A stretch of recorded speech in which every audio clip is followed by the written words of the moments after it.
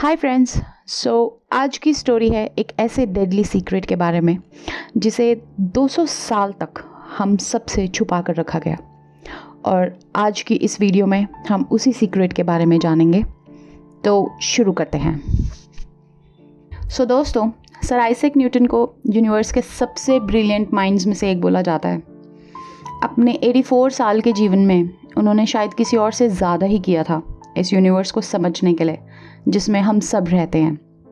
और एक बुक है जिसका टाइटल है द 100, जो शायद पब्लिश हुई थी 1978 में।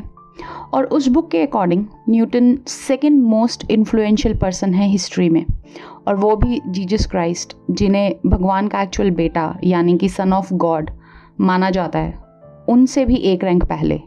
है ना इंटरेस्टिंग बात।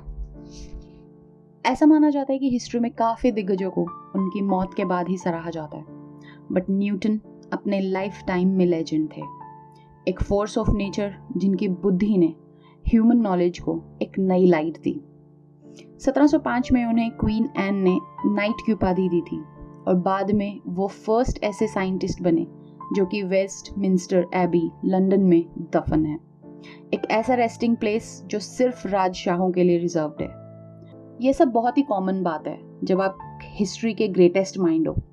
आपके अचीवमेंट्स अपने आप चारों तरफ फैल जाती है, बट एक और साइड है इन्हीं नाइटेड न्यूटन की जो हमने स्कूल में कभी नहीं पढ़ी। यू सी, न्यूटन ने अपना पूरा लाइफ टॉप सीक्रेट रिसर्च और एक्सपेरिमेंट्स करने में बिताया, जो कि शायद उनके कलीग्स और उनके दोस्तों को भी नहीं पता थे। और इन सब का एक बहुत ही अच्छा रीज़न भी था, क्योंकि अगर उस टाइम पे किसी को पता लग जाता कि न्यूटन क्या रिसर्च कर रहे हैं तो शायद उन्हें जेल भी हो सकती थी, या फिर उससे भी भयानक सज़ा, जो कि मौत है। और हैरानी की बात यह है कि उनके वंशज यानी कि उनके जो रिलेटिव्स थे, उनको ये टॉप सीक्रेट रिसर्च इतनी ज़्यादा डेंजरस लगी कि उन्होंने सदियों तक इसे दफन करके रखा।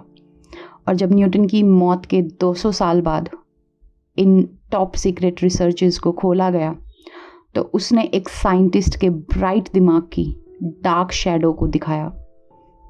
सो गाइज, यहाँ एक अनटोल्ड स्टोरी है सर आइजैक न्यूटन की, जो कि एक साइंटिस्ट हैं, मैथमेटिशियन हैं, एक जीनियस हैं और थोड़े से एल्केमिस्ट। एक ऐसा जीनियस जो हिस्ट्री के 100 इन्फ्लुएंशियल लोगों की लिस्ट में सेकंड नंबर पे पहुंच गया। और न्यूटन का जन्म क्रिसमस के दिन हुआ, जो कि किसी भी नॉर्मल फैमिली के लिए सबसे खुशी का दिन होता है, बट न्यूटन थोड़ा सा डिफरेंट थे। न्यूटन के जन्म से 3 महीने पहले ही उनके फादर की मृत्यु हो गई थी, और जब वो 3 साल के थे उनकी माँ ने घर छोड़ दिया और दोबारा शादी कर ली, और न्यूटन को उनके ग्रैंड पेरेंट्स के साथ रहने के लिए भेज दिया। न्यूटन पढ़ाई में भी ज़्यादा अच्छे नहीं थे।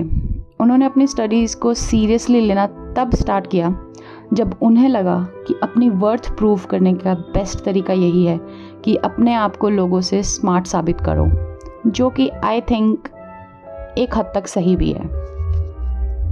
और फिर 1658 में अचानक से उनकी माँ ने उन्हें स्कूल से निकाल लिया और फैमिली के जो फार्म्स होते हैं उनमें काम करने के लिए बोला।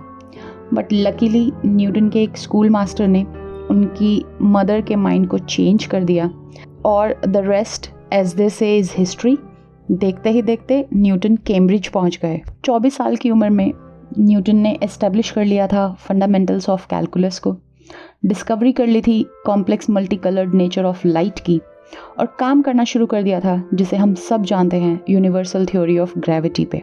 जिस एज में हम ये फिगर आउट कर रहे होते हैं कि हमें अपनी लाइफ में आगे क्या करना है और क्या नहीं करना है, न्यूटन ने फंडामेंटली समझ लिया था ह्यूमैनिटी और यूनिवर्स को। अगर उन्होंने उस एज में एक भी ब्रेक थ्रू दिया होता तो वो हिस्ट्री के one of the most important scientist बन जाते। बट फैक्ट ये है कि उन्होंने 3 मेजर ब्रेक थ्रू दिए थे, और शायद और भी काउंटलेस। और आई गेस यही रीज़न है कि न्यूटन किसी भी एरा के मोस्ट इम्पॉर्टेंट साइंटिस्ट हैं, और 200 साल बाद भी लोग उन्हें ऐसे ही जानते हैं और उनके बारे में ऐसे ही व्यूज़ रखते हैं। लेकिन 13 जुलाई 1936 दुनिया को पहली बार इस साइंटिस्ट की एक और डार्क साइड देखने को मिली। गाइज ये वो दिन था जब Gerard Vernon Wallop 9th earl of Portsmouth, जिन्हें न्यूटन का साथी भी माना जाता है, उन्होंने ऑक्शन रखा लंदन में एक मेटल के ट्रंक का। और हैरानी की बात यह है कि इस मेटल के ट्रंक में न्यूटन के खुद से handwritten thousands of notes थे, और उन नोट्स में लगभग 10 मिलियन वर्ड्स थे जो न्यूटन की पूरी लाइफ के काम को रिप्रेजेंट करते हैं। और किसी को भी नहीं पता था कि ये नोट्स एग्जिस्ट भी करते हैं। सो गाइज, न्यूटन की जब डेथ हुई थी तो उनकी कोई भी विल यानी कि वसीयत नहीं थी, तो उनकी सारी राइटिंग्स को उनके रिलेटिव्स को दे दिया गया। और उन राइटिंग्स को ही पढ़ने के बाद उनके रिश्तेदारों को लगा कि ये डॉक्यूमेंट्स गायब ही रहे तो अच्छा है। बट अगर आपको ये लग रहा है कि जेरार्ड को कन्विंस किसने किया ऑक्शन के लिए, और वो भी 200 साल के बाद, तो आंसर बहुत ही सिंपल है कि उन्हें पैसे की ज़रूरत थी और वो बैंकरप्ट हो चुके थे। अब आप ये सोच रहे होंगे कि लगभग 1 करोड़ वर्ड्स, और वो भी दुनिया के ग्रेटेस्ट साइंटिस्ट के पेन से, तो ये सब तो प्राइसलेस होना चाहिए। बट सैडली न्यूटन का सारा लाइफ का काम सिर्फ 9,000 पाउंड्स में बिका, और वो भी डिफरेंट लोगों ने खरीदा। और उसी ऑक्शन में उस दिन वहाँ पे प्रेजेंट थे वर्ल्ड के फेमस इकोनॉमिस्ट जॉन कीनस, और उन्हें भी इस ऑक्शन का लास्ट ही मिनट पता लगा था, और वो लेट भी हो गए थे, तो सिर्फ 10% पेपर ही उनके हाथ लग पाए। और कहते हैं कि 10% पेपर में उन्होंने जो भी डिस्कवर किया था ना, वो इतना रिमार्केबल था कि उन्होंने अपनी पूरी लाइफ बाकी पेपर्स को खोजने में लगा दी। और न्यूटन की रेपुटेशन जो है वो वर्ल्ड के साइंटिस्ट और मैथमेटिशियन इन हिस्ट्री है। बट ये सब कुछ भी नहीं है उन राइटिंग्स के आगे जो उनकी डेथ के बाद डिस्कवर हुई। अगर सिंपली एक्सप्लेन किया जाए तो ऐसा लगता है कि इन्वेंशन ऑफ कैलकुलस या फिर discovery of the law of gravity, ये सब बेसिकली एक साइड हॉबी थी जब वो अपने रियल इंटरेस्ट पे काम नहीं कर रहे होते थे, और उनके वो इंटरेस्ट थे रिलीजन और एल्केमी। और 17th सेंचुरी इंग्लैंड में रिलीजन उस टाइम पर बहुत ही कंट्रोवर्शियल टॉपिक था, और सिर्फ 50 लाख वर्ड्स उन्होंने रिलीजन के सब्जेक्ट पे अपने व्यूज़ देने में लिखे। न्यूटन एक कट्टर विरोधी थे, मतलब उन्होंने गॉड और होली ट्रिनिटी 3 इक्वल पार्ट्स के आइडिया को ही रिजेक्ट कर दिया था, और उनके अकॉर्डिंग जीसस क्राइस्ट एक साधारण से आदमी थे, और उनकी पूजा करना एक तरह से एक इंसान की पूजा करने के बराबर था। 17th सेंचुरी इंग्लैंड में ऐसा व्यू पॉइंट होना बहुत ही डेंजरस था, और कई बार तो लोगों को मार भी दिया जाता था। अपने इन्हीं रेडिकल आइडियाज़ के बावजूद न्यूटन स्पिरिचुअल भी थे और एक क्रिश्चियन भी। वो थोड़े से अहंकारी भी थे, और शायद बिलीव करते थे कि भगवान ने उन्हें हैंड पिक किया है, यानी कि चुना है, बाइबल की विजडम को रिवील करने के लिए।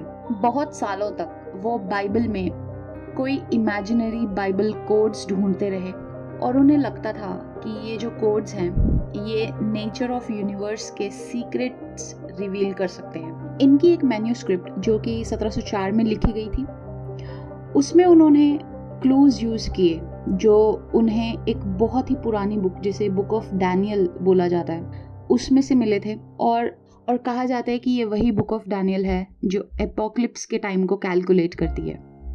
एक प्रिसाइज डेट तो पिन पॉइंट करना मुश्किल है, बट उन्होंने जो टाइम प्रिडिक्ट किया था वो है साल 2060।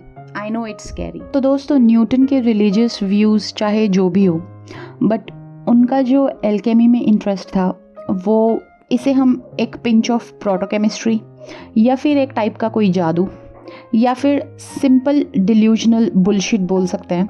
बट सर आइजैक न्यूटन पागल थे इसके पीछे। जो पेपर्स ऑक्शन हुए थे 1936 में, उनमें डिटेल डिस्क्रिप्शन था कि कैसे सोफिक मर्क्यूरी बनाया जाता है, जिसे न्यूटन के टाइम पर की टू इटर्नल लाइफ माना जाता था। न्यूटन ने हज़ारों एक्सपेरिमेंट्स किए 30 साल तक एज अ डेडिकेटेड एल्केमिस्ट, और वो कभी सक्सेसफुल भी नहीं हुए लेड से गोल्ड बनाने में। बट इस ऑब्सेशन का एक अनएक्सपेक्टेड इफेक्ट हुआ था उनकी लाइफ पे। और हाँ, अगर आपको लग रहा है कि एल्केमी इलीगल क्यों थी न्यूटन के टाइम पर, तो लेट मी एक्सप्लेन। अगर कोई फिगर आउट कर ले कि बेस मेटल से गोल्ड कैसे बनाया जाता है, तो वो इंसान पूरी इंग्लिश इकोनॉमी को ख़त्म कर सकता है। किसी को नहीं पता था कि ये एक्चुअल में हो भी सकता है कि नहीं, बट 1404 में हेनरी द फोर्थ ने सेफ साइड रहने के लिए एल्केमी को पनिशेबल बाय डेथ अनाउंस किया था। इन सब के अलावा न्यूटन का अपने फेलो साइंटिस्ट्स के साथ भी थोड़ा वॉलेटाइल रिलेशनशिप था, और उन सब में सबसे फेमस डिस्प्यूट था जर्मन पॉलीमैथ गॉटफ्राइड लेबनिज के साथ, क्योंकि न्यूटन को लगता था कि उन्होंने उनके डेवलपमेंट ऑफ कैलकुलस को कॉपी किया है। ये डिस्प्यूट काफ़ी सालों तक चला और कह सकते हैं कि हालात इतने ख़राब हो गए कि इन दोनों के बीच रॉयल सोसाइटी ऑफ लंदन को इंटरफेयर करना पड़ा। 1713 में एक डिटेल्ड रिपोर्ट आई जिसमें रॉयल सोसाइटी ने न्यूटन के फेवर में फैसला सुनाया, बट यहाँ पर एक कैच है। उस टाइम न्यूटन ही रॉयल सोसाइटी के प्रेसिडेंट थे और वो रिपोर्ट उन्होंने खुद ही लिखी थी, एंड लेबनिज के वर्जन ऑफ इवेंट्स को सुना तक नहीं गया। आजकल कई मॉडर्न साइंटिस्ट मानते हैं कि दोनों ने ही कैलकुलस एंटायरली इंडिपेंडेंट डिस्कवर किया था, और ये सब बिना किसी बात का फंस था। एज अ प्रोफेसर न्यूटन ने 30 साल तक कैम्ब्रिज में पढ़ाया, बट बहुत कम लोग जानते हैं कि उन्हें बिल्कुल भी इंटरेस्ट नहीं था अपनी नॉलेज को नेक्स्ट जनरेशन को पास ऑन करने में। उन्होंने वो लेक्चर्स देने में कोई खास एफर्ट नहीं दिखाया। चाहे कोई लेक्चर में आए या ना आए, वो बस अपना लेक्चर देते और चले जाते, और ये बिहेवियर उनका एज के साथ साथ बढ़ता जा रहा था। एंड इन 1692 उन्हें नर्वस ब्रेकडाउन हुआ, और अगले 18 महीनों तक उन्हें insomnia, mental confusion, tremors, digestive issues, memory melodies और पैरानॉइड डिल्यूजन्स जैसे सिम्टम्स हुए। काफ़ी स्कॉलर्स स्पेकुलेट करते हैं कि शायद उन्हें बाइपोलर डिसऑर्डर, डिप्रेशन और एस्पर्गर्स सिंड्रोम, सिक्सोफ्रेनिया भी हुआ था, बट आई थिंक जो सीक्रेट रिसर्च वो करते थे वो भी कहीं ना कहीं उनके साइकोलॉजिकल इम्बैलेंस में कंट्रीब्यूट करती है। जो सिम्टम्स मैंने मेंशन्ड किए हैं, इंसोम्निया, कन्फ्यूजन या डाइजेस्टिव इश्यूज़, ये सब साइन हैं मर्क्यूरी पॉइजनिंग के। हाँ, मर्क्यूरी एक बहुत ही इम्पॉर्टेंट सब्सटेंस है एल्केमी में। न्यूटन ने यूज़ किया अपने एक्सपेरिमेंट्स में मर्क्यूरी को, और जिस तरह से उनका नेचर था जो कि बिल्कुल थोरो एक्सपेरिमेंट्स करने का था, सो आई एम श्योर कि उन्होंने शायद टेस्ट भी किया होगा मर्क्यूरी को 100 मेटल्स के साथ, जैसे कि आर्सेनिक और लेड। और अगर इसी पॉइंट पे फोकस किया जाए तो जब उनकी डेथ हुई 84 की एज में, तब उनके हेयर्स में हाई कंसंट्रेशन ऑफ मर्क्यूरी पाया गया था। उन्हें मिड 50s में रॉयल मिंट का वार्डन भी अपॉइंट किया गया था। रोल बहुत ही सिंबॉलिक था और एक्चुअल जॉब से ज़्यादा स्टेटस मेंटेन करना था, बट न्यूटन ने ये जॉब कुछ ज़्यादा ही सीरियसली ली, और सिर्फ क्राइम के सस्पेक्ट के आधार पर ही वो क्रिमिनल्स का पीछा करते थे। और र्यूमर्स तो यहाँ तक हैं कि वो उस टाइम के लंदन के पब्स में जाते थे एविडेंस गैदर करने के लिए, जो कि कॉइन बेस्ड क्रिमिनल्स के अगेंस्ट होते थे। उन्होंने उस टाइम कई क्रिमिनल्स को सज़ा दिलाई। कुछ क्रिमिनल्स को तो अपने क्राइम के लिए फांसी भी दी गई। वो 30 सालों तक अपनी जॉब को काफ़ी सीरियसली लेते रहे, जबकि उन्हें ऐसा कुछ करने की ज़रूरत नहीं थी। वो उस जॉब से तब ही रिटायर हुए जब उनकी डेथ 1727 में हुई। हिस्ट्री न्यूटन को एक महान साइंटिस्ट के तौर पर याद करती है, एक ऐसा आदमी जिसके दिमाग ने दुनिया को नए एरा में पहुंचा दिया। चूँकि न्यूटन एक इंसान थे, उन्होंने अपने हिस्से की काफ़ी मिस्टेक्स भी की थी। हाँ, वो औरों से अलग भी थे, लेकिन अगर आप दुनिया को बदलना चाहते हैं तो आपको दूसरों से अलग होना ही होगा। आई होप आप सबको ये वीडियो पसंद आया होगा। मिलते हैं एक और नए टॉपिक के साथ। Till then, thank you, bye bye.